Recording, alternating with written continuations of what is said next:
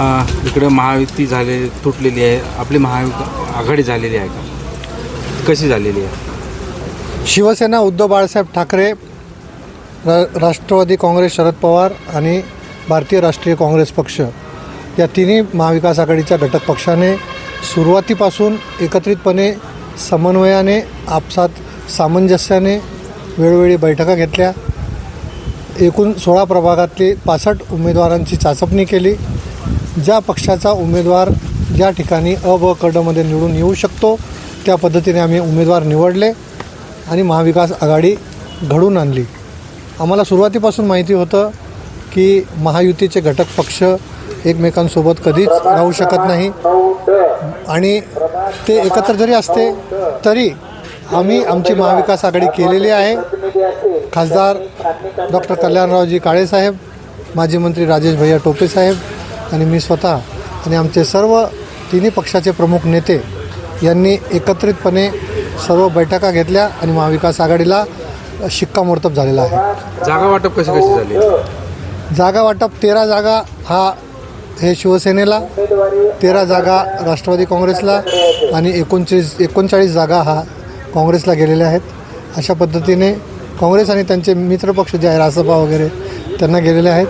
अशी आमची महाविकास आघाडी भक्कमपणे या महानगरपालिकेच्या निवडणुकीला सामोरे जात आहोत आणि आम्हाला विश्वास आहे की जनता सत्ताधारी पक्षाला कंटाळलेली आहे. शहराची बकाल अवस्थेला सत्ताधारी लोक जबाबदार आहेत. या शहराचा स्वच्छतेचा विषय, दिव्याबत्तीचा विषय, सिंधी बाजार अर्धवट पडलेला आहे. फुलंब्रीकर नाट्यगृहाची दुरावस्था झालेली आहे.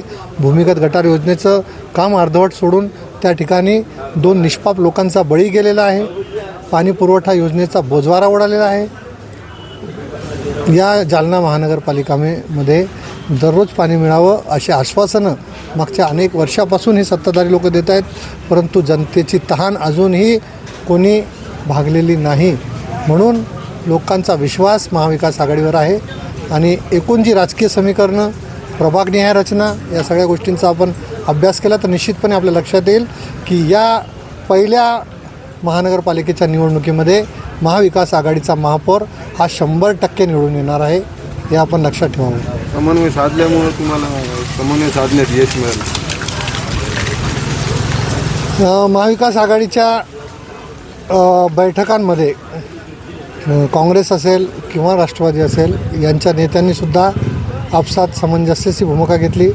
आमची जी शिवसेनेची जिल्हा निवडणूक कमिटी आहे त्याच्यात रमेश पाटील गवाड, PN यादव, महेश निळगे आणि भगवानराव कदम, राष्ट्रवादीचे नेते राजेश भैया टोपे, बबलू चौधरी, निसारभाई देशमुख, काँग्रेसचे खासदार डॉक्टर कल्याणराव काळे, रशीद पहलवान, राजेंद्रजी राख, जिल्हा अध्यक्ष त्यांचे राजाभाऊ देशमुख, अतिक खान यांनी सगळ्यांनी प्रचंड मेहनत घेतली आणि एकमेकांच्या कुठल्याही प्रभागामध्ये ढवळाढवळ केली नाही.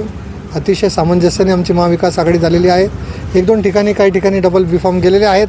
आता हे छाननीनंतर कळेल.